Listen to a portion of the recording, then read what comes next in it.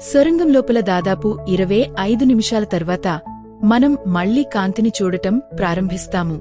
సొరంగం నిష్క్రమణ దగ్గరలో ఉంది. రైలు నెమ్మదిగా వేగాన్ని తగ్గిస్తుంది.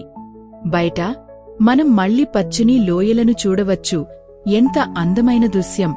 ఇప్పుడు సహాయకులు పక్కల వెంట నడుస్తూ అందరూ దిగడానికి సిద్ధంగా ఉన్నారో లేదో తనిఖీ చేస్తున్నారు. మేము ఇంజిన్ ఆన్ చేసి బ్రేక్ వదిలి మా వంతు వచ్చే వరకు వేచి ఉంటాము.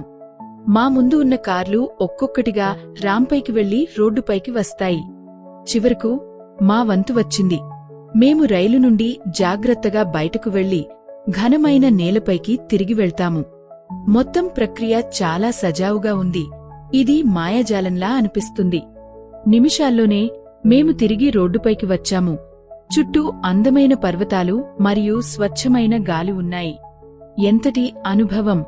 మీరు ఎప్పుడైనా ఇలాంటిది ప్రయత్నించే అవకాశం వస్తే దాన్ని మిస్ చేసుకోకండి. ఇది డ్రైవింగ్ సమయం, ఇంధనాన్ని ఆదా చేస్తుంది మరియు పర్వత ప్రాంతాలలో ఇంజనీరింగ్ ప్రయాణాన్ని ఎలా సులభతరం చేస్తుందో మీకు కొత్త అవగాహనను ఇస్తుంది. మొత్తం ఖర్చు దాదాపు 28 స్విస్ ఫ్రాంక్లు మరియు మొత్తం ప్రయాణం వేచి ఉండటంతో సహా దాదాపు 1 గంట పట్టింది. సాహసం మరియు సౌలభ్యం కోసం ఇది ఖచ్చితంగా విలువైనది. ఈ అద్భుతమైన ప్రయాణంలో మాతో చేరినందుకు చాలా ధన్యవాదాలు.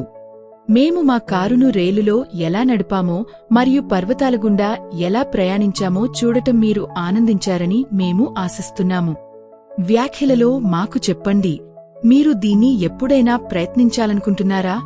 మరిన్ని సరదా ప్రయాణ కథలు మరియు నిజ జీవిత అనుభవాల కోసం మా channel Madurai couple in USA ని లైక్ చేయడం, షేర్ చేయడం మరియు సబ్స్క్రైబ్ చేయడం మర్చిపోవద్దు.